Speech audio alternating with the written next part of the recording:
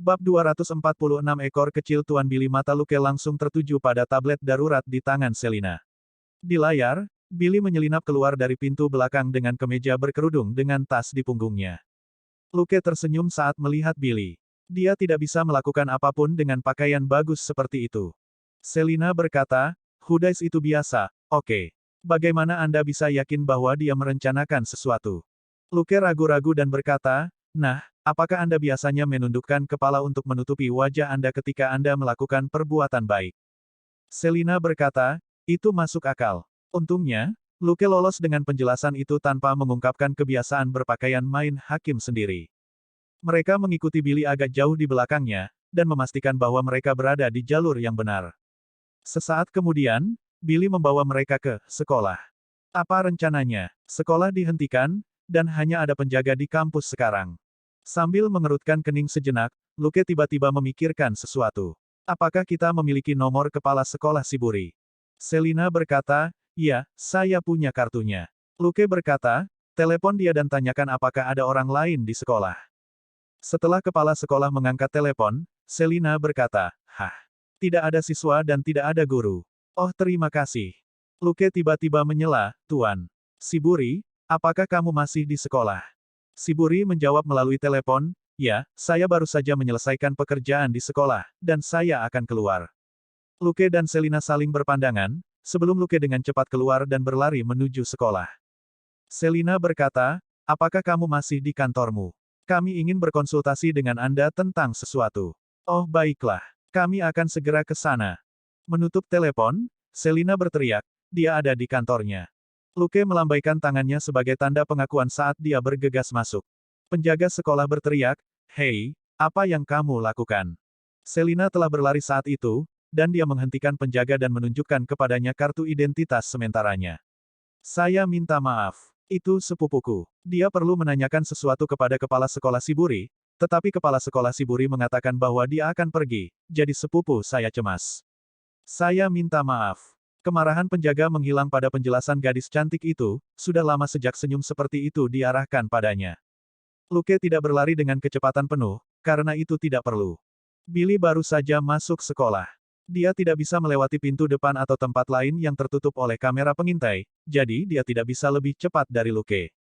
Luke bergegas ke lantai 5 beberapa saat kemudian tanpa menyembunyikan suara langkah kakinya. Dia memasuki kantor kepala sekolah tanpa mengetuk. Shiburi, apakah kamu di dalam?" Saat dia berbicara, dia melihat sekeliling ruangan dan mengaktifkan Sharp Nose.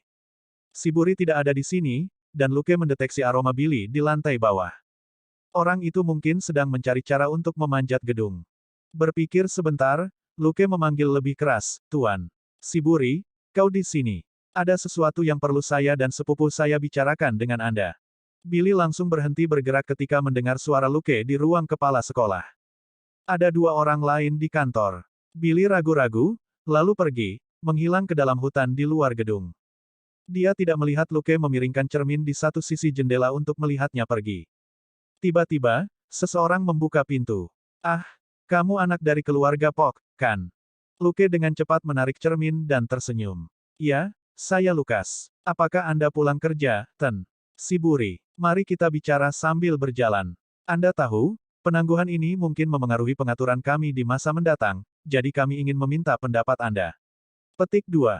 Shiburi sedikit bingung, tapi memang benar dia sedang menuju keluar, dia baru saja pergi ke kamar mandi saat itu. Mendengar apa yang Luke katakan, dia mengambil kopernya dan berkata, "Itu kebetulan yang tidak menguntungkan, dan aku tidak bisa berbuat apa-apa. Bagaimanapun, mereka adalah keluarga Pok, dan dia tidak bisa mengatakan bahwa dia hanya bekerja pada jam kantor." Mereka bertemu Selina di jalan, dan mengobrol bersama saat mereka meninggalkan gedung. Pada akhirnya, mereka melihat Shiburi masuk ke mobilnya, dan mengikutinya untuk memastikan dia sampai di rumah, sebelum akhirnya mereka berbalik dan pergi ke rumah Stu untuk pesta malam ini. Selina bertanya di jalan, apakah Billy benar-benar mengejar Shiburi. Luke berkata, "Dia berada tepat di luar gedung ketika saya tiba, dan Shiburi adalah satu-satunya orang di dalam. Dia tidak menyelinap pergi sampai saya memanggil Shiburi dengan keras." Selina tiba-tiba ragu. "Tapi karena kita di sini, kita tidak bisa hanya menonton dan membiarkan mereka membunuh orang lain, bukan? Bagaimana kita akan menghubungkan mereka dengan kasus-kasus sebelumnya?" Lukas mengangkat bahu. Kami bisa membantu para korban. Selina kosong. Hah? Luke berkata, misalnya, kita bisa memberi mereka taser jika ada bahaya. Bagaimana kedua pemuda itu terluka setelah itu bukan masalah kita. Selina terdiam. Kita bisa melakukan itu. Dia belum pernah melakukan hal seperti itu ketika dia bekerja dengan Donald sebelumnya. Faktanya, Luke juga tidak. Sebagian besar waktu, dia diam-diam merawat para penjahat itu sendiri tanpa melibatkan korban sama sekali. Saat mereka berbicara, mereka segera sampai di rumah Stu. Seperti kebanyakan pesta sekolah menengah, rumah itu penuh sesak dengan remaja yang tertawa dan menari. Sebagai tuan rumah, Stu berkeliaran di rumah dengan piyama merah. Selina mendengus. Apakah pria itu benar-benar kaki tangan Billy? Billy tampak mengintimidasi tetapi masih bisa digambarkan sebagai tampan. Stu, di sisi lain, benar-benar terlihat seperti orang bodoh yang tidak punya otak. Lukas tertawa. Aku pikir dia sama gilanya dengan penampilannya. Mereka bersembunyi di hutan agak jauh dari rumah. Selina mengawasi kamera pengintai, dan Luke mengamati sekeliling. Ketika hari sudah benar-benar gelap, Luke tiba-tiba berkata, seseorang di sini. Sebuah Ford tua muncul dan melaju melewati mereka di jalan dan memasuki hutan sekitar 30 meter jauhnya. Tempat persembunyian Luke dan Selina cukup padat, dan mustahil untuk melihat mobil di tengah pepohonan dan semak-semak. Jadi, pengemudi mobil tidak memperhatikan Luke atau Selina. Luke mencium bau seseorang yang dikenalnya melalui jendela mobil yang setengah terbuka. Dia memberi isyarat pada Selina untuk tetap diam, sebelum dia menyelinap keluar dari mobil mereka.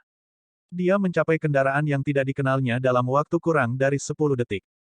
Melihat dua orang di depannya, Luke menyeringai dan berkata pada dirinya sendiri, "Gotcha, Billy." Dia mengangkat kamera yang dia pegang. Bab 247 Reuni keluarga di sebelah Fort, Billy menyeret seorang pria paruh baya yang diikat ke tanah. Dia berkata, Neil, istrimu itu Selasteriste. Anda tidak bisa mengendalikannya dan membiarkannya berhubungan dengan pria manapun di kota, sampai ibu saya menangkapnya di tempat tidur dengan ayah saya. Pria paruh baya bernama Neil mengerang ketakutan, hanya untuk ditinju perut oleh Billy. Diam, justru karena kamu tidak berguna dalam mengendalikan istrimu, ibuku meninggalkan rumah tanpa surat untukku. Aku menjadi yatim piatu. Neil megap-megap kesakitan. Kami melihat istrimu lagi malam itu. Dia pasti mengira dia adalah Sharon Stone, mengedipkan mata pada setiap pria di alun-alun dan menunjukkan beberapa kaki kepada mereka. Jadi, kami memenuhi keinginannya dan membawanya ke mobil kami. Haha, dia bisa terus menjadi pelacur di neraka sekarang. Tidak ada apa-apa selain kegilaan di wajah Billy. Sambil mengatur napas, dia melanjutkan, semuanya akan berakhir malam ini. Malam ini, aku akan meniduri putrimu dan membuatnya sebodoh ibunya. Lalu, aku akan membunuhnya. Haha, bagaimana suaranya? Kamu bahagia, tenang? Anda akan masuk neraka bersama putri Anda yang berharga. Keluargamu akan bersatu kembali di sana. Luke bersiul dalam hati. Anda cenderung memberikan semua rahasia Anda ketika Anda berbicara terlalu banyak dengan musuh. Billy pasti terlibat dalam pembunuhan setahun yang lalu. Mendengarkan monolog pemuda gila itu, Luke tidak khawatir Billy membunuh Neil dalam waktu dekat. Neil ini adalah ayah Sandra dan calon tersangka, yang telah hilang selama setengah bulan. Tampaknya Billy merencanakan sesuatu yang besar malam ini. Dia juga berencana untuk menyalahkan Neil, karena pria ini memang pantas disebut sebagai pembunuh. Istrinya dibunuh tepat pada hari ini setahun yang lalu, itu praktis alasan yang sempurna untuk pembantaian. Luke diam-diam kembali dan memberitahu Selina apa yang baru saja terjadi. Selina kehilangan kata-kata. Sesaat kemudian, dia berkata, jadi, setidaknya kita bisa memasukkan Billy ke penjara sekarang. Lukas mengangguk. Saya kira demikian. Tetapi Anda tidak akan pernah memiliki terlalu banyak bukti. Mari kita bertindak. Anda menonton Stu dan saya akan mengikuti Billy. Jangan ragu untuk menembak jika Anda dalam bahaya. Selina berkata, mengerti. Billy sudah menyeret Neil ke halaman belakang rumah. Sekarang kedua tersangka ada di rumah, Luke dan Selina tidak perlu lagi mengawasi sekeliling. Mereka akan menyelinap masuk melalui pintu belakang, ketika ada jeritan dan suara ledakan tiba-tiba dari rumah, sebelum sekelompok remaja berlari keluar dan pergi. Selina bertanya dengan suara rendah, ada apa? Haruskah kita mengikuti mereka? Luke menarik napas dalam-dalam, lalu berkata, tidak perlu, bintang pertunjukan masih ada di rumah. Itu mungkin hanya pengalih perhatian. Menurut hidung runcingnya, baik Billy maupun Stu tidak pergi, dan Billy sudah ada di rumah.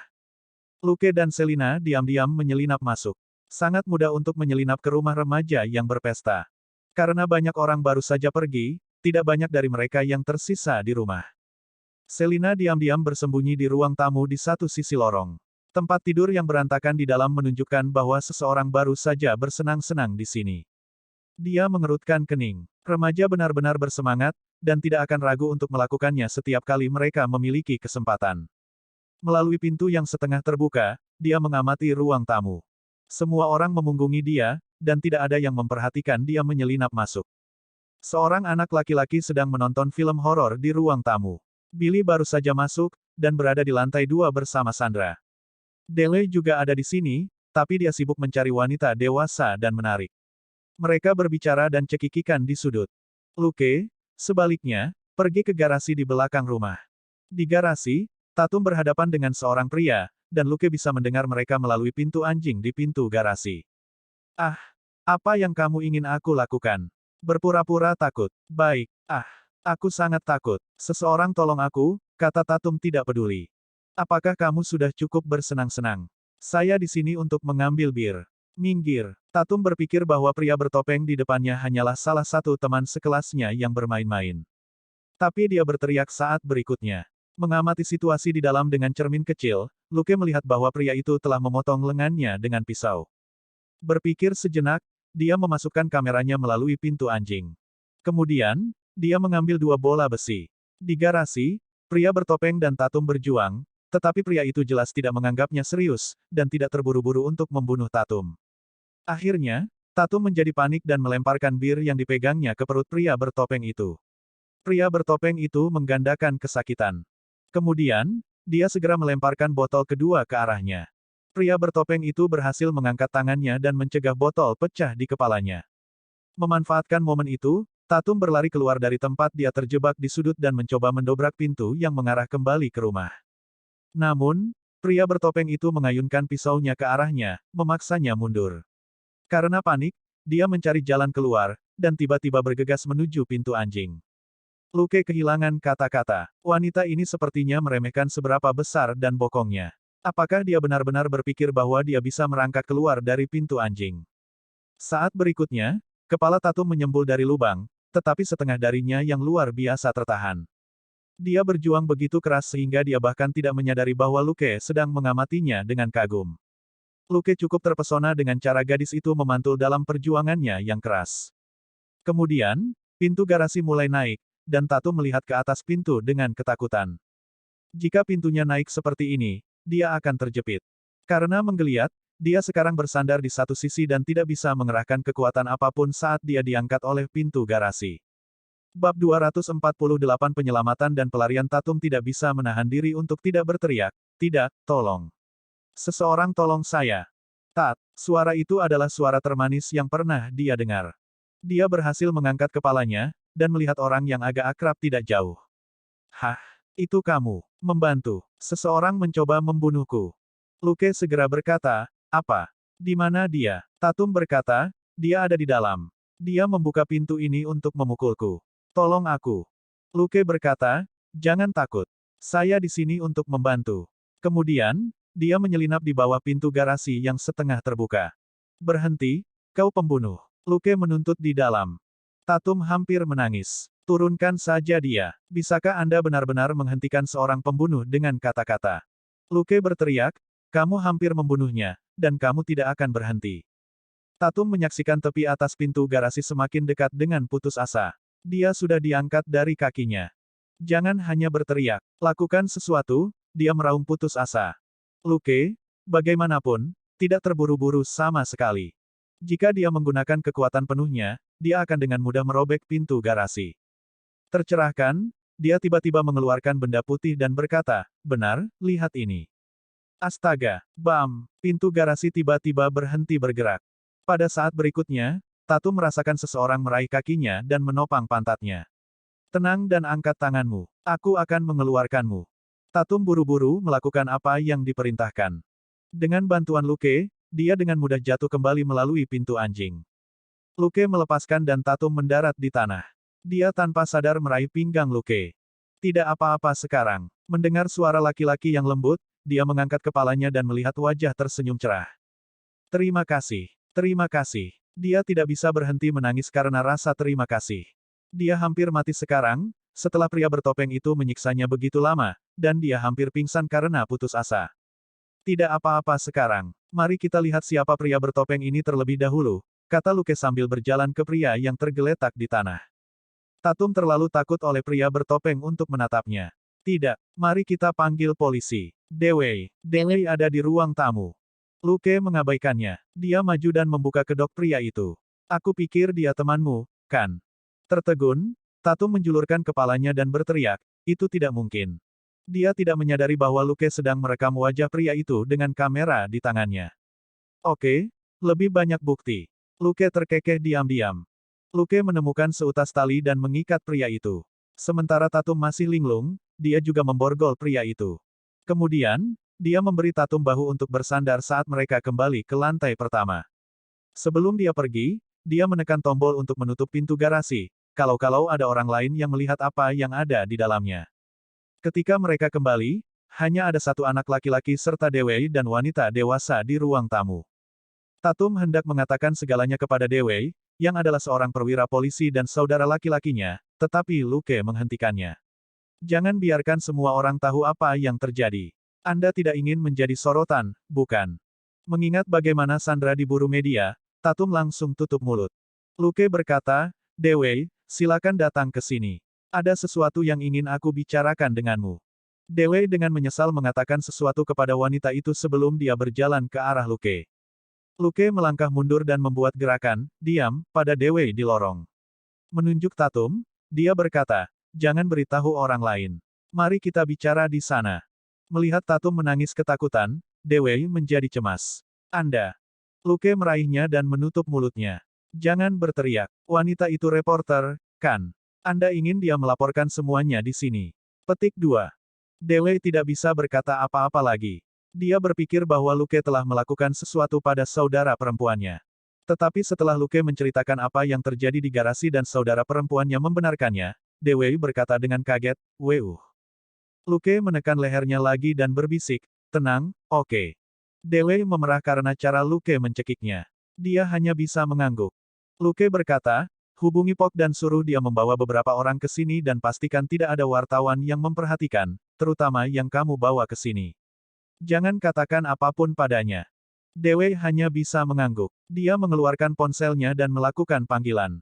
Sesaat kemudian, Dewey selesai. Pok akan tiba dalam 10 menit. Kita. Luke berkata, ayo kita periksa tersangkanya dulu. Saya menjatuhkannya dengan bola bisbol dan mengikatnya. Mereka bertiga pergi ke garasi. Tatum menempel di dekat Luke, menempel di salah satu lengannya.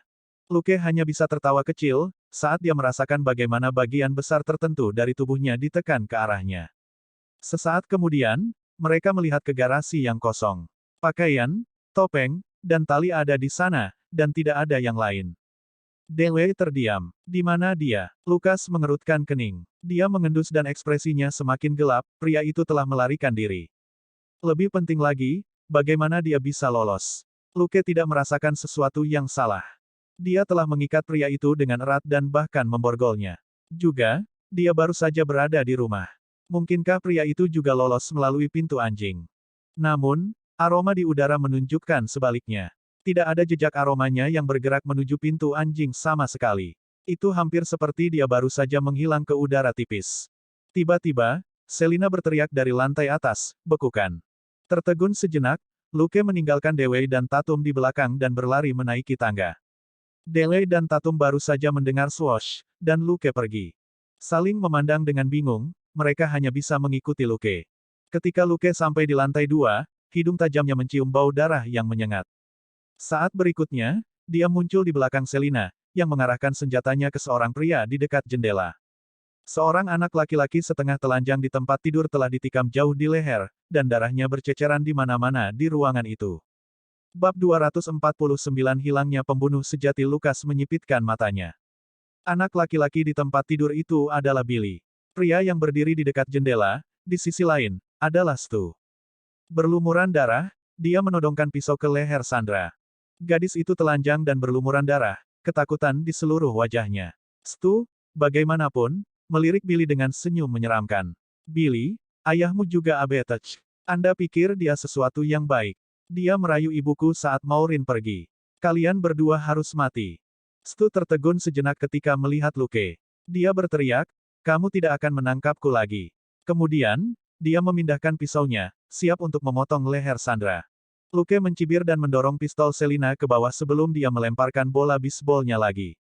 Bang! Stu jatuh ke jendela dan Sandra maju, bebas darinya. Lukas tertawa. Bukankah aku sudah menangkapmu? Tapi dia dan Selina terkejut di detik berikutnya. Tubuh Stu di tanah tiba-tiba terpelintir, seperti semacam efek khusus, sebelum dia menghilang seperti asap, tidak meninggalkan apapun selain pakaian berlumuran darah di tanah. Apa yang sebenarnya terjadi? Luke segera menyadari bahwa itu adalah kemampuan super. Dia tidak tahu bagaimana Stu mendapatkan kemampuan ini untuk menghilang begitu saja, tapi yang sekarang dia tahu dengan pasti adalah bahwa Stu tidak bisa menjadi orang normal. Tidak heran dia menghilang dari garasi tadi. Dia belum diselamatkan, tetapi hanya menggunakan kemampuan supernya. Tapi Luke sedikit bingung. Mengapa sistem tidak mengakui bahwa dia telah mengalahkan Stu ketika dia menjatuhkan pria itu 2 kali dengan bola bisbol. Dewey dan Tatum akhirnya tiba. Luke membiarkan Dewey lewat, tapi menghentikan Tatum. Dia kemudian berkata, Dewey, amankan daerah itu, lalu bawa pacar reportermu keluar dari sini. Dewey berkata, oke. Menunggumu, Luke sudah tidak terlihat dimanapun, tetapi Dewey masih tanpa sadar bertanya, siapa kamu untuk memberiku perintah? Kemudian, dia melihat Selina, yang memegang pistol. Dia mengeluarkan senjatanya sendiri dengan hati-hati dan berkata, jatuhkan senjatamu. Selina memutar matanya dan perlahan memasukkan kembali pistolnya ke dalam sarungnya, sebelum dia menunjukkan lencananya dan berkata, LAPD. Dewey tidak tahu harus berkata apa. Membawa Tatum ke atas dan menghalangi reporter wanita untuk melakukan hal yang sama, Luke berbisik kepada Tatum tentang apa yang terjadi. Tatum merasa sulit untuk percaya. Bagaimana? Bagaimana mungkin? Stu. Luke menutup mulutnya dan berkata dengan suara rendah, ada reporter di sana. Jangan katakan apapun. Tatum mengendalikan dirinya, tetapi air matanya terus mengalir. Stu, apakah dia benar-benar? Lukas mengangguk. Jangan terlalu sedih. Beberapa menit kemudian, Pok datang sendiri dengan 2 mobil polisi lainnya, yang lampu dan sirenenya mati semua. Secara keseluruhan 6 petugas, termasuk Pok, memasuki rumah, dan menyuruh semua orang pergi. Beberapa petugas akan membawa mereka ke departemen kepolisian untuk mencatat pernyataan mereka, sementara Pok akan mengurus penyelidikan di sini. Itulah yang telah disepakati Luke dan Pok sebelumnya, sehingga identitasnya dan Selina tidak akan terungkap. Dia tentu tidak ingin wajahnya diperlihatkan kepada semua penjahat dan pembunuh berantai di negeri ini. Ini adalah cara terbaik untuk menyelesaikan sesuatu tanpa menarik perhatian. Lagi pula, Luke telah menerima kasus ini sebagai bantuan kepada Wakil Direktur Kondra, dan Departemen Kepolisian Woodsburg tidak bisa memberinya promosi atau semacamnya. Setengah jam kemudian, Pok kembali dengan ekspresi aneh di wajahnya, dan meminta Luke dan Selina menemuinya di kantornya. Menutup pintu, Pok berkata setelah keheningan singkat, kami menerima kabar bahwa Stu pergi ke tempat Billy bersama teman-teman sekelasnya barusan. Dia tidak ada di rumah. Selina tenggelam dalam pikirannya. Pok berkata, apakah Anda yakin melihat Stu membunuh Billy? Luke bertanya, bagaimana dengan Neil? Dia tidak melihat. Stu, sambil mengerutkan kening, Pok mengangguk pelan. Neil mengatakan bahwa Billy menculik dan memenjarakannya. Billy yang membawanya ke Stu malam itu juga. Dia tidak melihat Stu. Luke berkata, bawa saja Stu dan interogasi dia. Anda akan menemukan semua yang perlu Anda ketahui. Pok menggelengkan kepalanya. Tapi dia menghilang. Stu pergi tepat sebelum kita mencapai lokasinya. Luke dan Selina saling berpandangan. Bukankah itu sekitar waktu ketika Stu menghilang ke udara tipis di depan mata mereka? Namun, Luke dan Selina tetap bungkam. Hilangnya Stu terlalu aneh untuk dipercaya orang lain. Kemungkinan Pok akan curiga ada yang tidak beres dengan kepala mereka jika mereka memberitahunya apa yang terjadi. Pok berbicara dengan mereka secara pribadi untuk memverifikasi detailnya. Luke berpikir sejenak, lalu memberinya kartu memori dari kameranya. Tentu saja, dia sudah menyalin file di kartu ke laptopnya sebelumnya. Pok, ini video yang saya rekam. Dengan video ini, Anda dapat mengeluarkan surat perintah penangkapan bahkan jika Billy dan Stu memiliki alibi. Juga, baik Billy dan Stu terlibat dalam pembunuhan itu, kata Luke. Pok tercengang. Hah? Lukas mengangkat bahu. Anda tahu bahwa bukti sangat penting bagi kami. Karena kami tidak memiliki kamera tubuh, saya menyiapkan kamera saya sendiri. Ok diam-diam menerima dua kartu memori dari Luke. Jika video itu bermanfaat, dia akan dapat menutup kasus dengan mengklaim bahwa Stu telah membunuh semua korban, termasuk Billy. Jika Stu merasa telah dirugikan, dia dapat menyerahkan diri agar polisi dapat menyelidikinya. Ok, bagaimanapun, merasa Stu tidak akan menunjukkan wajahnya lagi. Sambil menyimpan kartu memori itu dengan aman, Pok berkata, berita lain, Hanks, ayah Billy, meninggal di rumahnya sendiri dengan cara yang persis sama seperti para korban sebelumnya.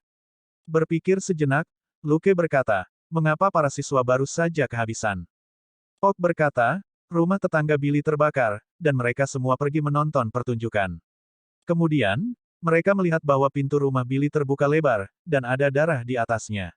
Mereka memanggil polisi, dan kami menemukan Hanks terbunuh. Luke menyadari bahwa itu tidak lain adalah gangguan Stu. Mustahil untuk mengatakan apakah Billy menyadarinya, karena dia sudah mati. Luke berkata, ayah Billy dan ibu Stu mungkin berselingkuh. Kemungkinan Stu membunuhnya. Bab 250 Peningkatan pelatihan Pok tertegun sejenak. Apa? Luke menunjuk ke kartu memori dan berkata, aku merekamnya. Stu sendiri yang mengatakannya. Kamu juga bisa bertanya pada Sandra. Pok mengangguk. Oke, tapi dia masih dalam kondisi yang buruk, dan belum bangun dari obat penenang. Luke berkata, baiklah, kita akan lihat apakah kita bisa menemukan Stu. Jika kita bisa, segalanya akan jauh lebih sederhana. Petik 2. Pok ragu-ragu sejenak, lalu berkata, kamu bebas menembak jika menghadapi bahaya. Saya jamin tidak ada yang akan membuat masalah bagi Anda. Petik 2. Lukas mengangguk sambil tersenyum. Terima kasih, Paul. Melihat mereka berdua pergi, Pok menghela nafas dan menggelengkan kepalanya di kantornya. Apakah anak-anak saat ini semua memecahkan masalah mereka dengan pembunuhan? Setelah beberapa saat, dia mulai mengeluarkan perintah dan mengerahkan petugas untuk menyelidiki keberadaan Stu.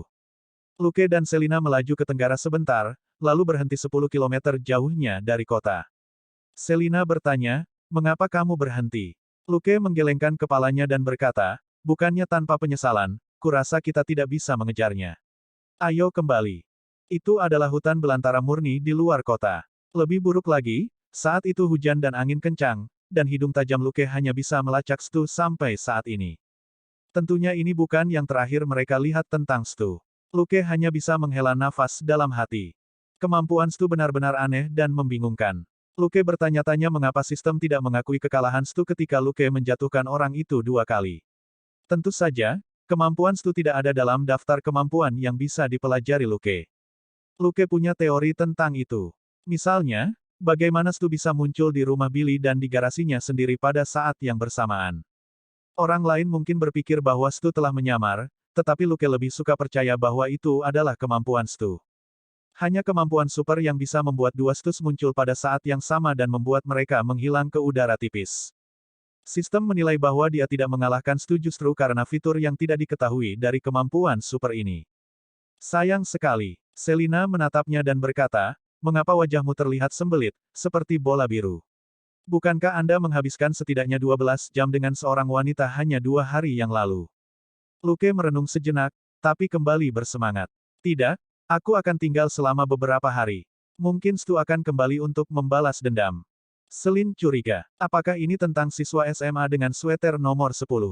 Luke berkata, jika itu yang Anda pikirkan, tidak ada yang bisa saya katakan. Selin memutar bola matanya, seolah-olah kamu baru saja mengingatnya. Luke mengusap kepala Selina sambil tersenyum, hanya agar dia menghindari tangannya dan mengejeknya. Dia berkata, jika kita kembali begitu cepat ketika kasus ini belum selesai, Wakil Direktur Kondra akan berpikir bahwa kita tidak bekerja cukup keras untuk itu. 3 hari kemudian, Luke kembali dengan sedih. Stu tidak pernah kembali. Seperti burung yang lolos dari sangkar, dia menghilang tanpa jejak. Baik kamera pengintai yang dipasang Luke maupun sapuan pribadinya dengan sharp nose tidak menangkap tanda-tanda pria itu. Ketika mobil mereka akhirnya meninggalkan Woodsburg, mata Selina beralih dari kaca spion. Dia melirik Lukas. Sepertinya kamu melakukan pekerjaan dengan baik. Apakah kaki Tatum gemetar setelah kalian berdua kembali dari perjalanan? Luke berkata dengan berani, ya, kami mengunjungi banyak tempat, terutama untuk mencoba menarik Stu keluar. Selina hanya bisa terkekeh. Seolah-olah, Luke sedang memikirkan hal lain. Setelah dia kembali, dia akan mencurahkan lebih banyak waktu untuk pelatihan. Karena statistik fisiknya telah meningkat secara signifikan, dia perlu menyembunyikan kemampuan tempurnya dengan lebih baik. Misalnya, Bob Munden, pria yang memegang rekor dunia untuk pengambilan senjata tercepat, dapat menarik dan menembakkan senjatanya dengan kecepatan yang luar biasa. Rekornya adalah 0,0175 detik. Selain itu, dia masih bisa langsung memukul dua balon yang berjarak 2 meter dari satu sama lain. Dia benar-benar tidak manusiawi. Dengan seseorang seperti itu sebagai contoh, tidak akan terlalu nyata bagi Luke untuk mencapai prestasi serupa. Kecelakaan dalam perjalanan ini adalah pengingat.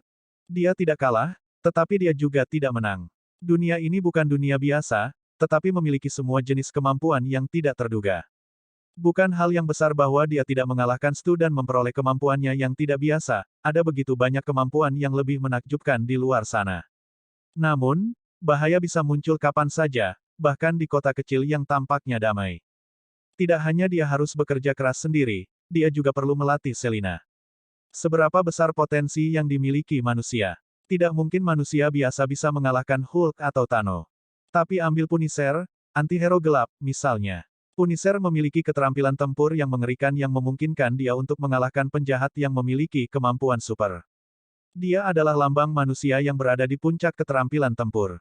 Nick Fury mengklasifikasikan Punisher sebagai agen SHIELD level 10.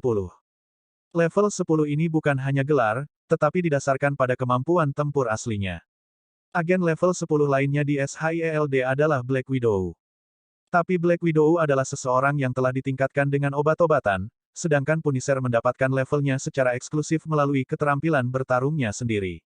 Luke tidak benar-benar berencana untuk mengubah Selina menjadi Punisher lain melalui pelatihan belaka. Tidak termasuk Luke, Selina mungkin berada di posisi 3 teratas di divisi kejahatan besar dalam hal kemampuan bertarung. Tidak lebih dari 5 orang di divisi kejahatan besar memiliki keberanian untuk menembak 10 bandit bersenjata tanpa takut.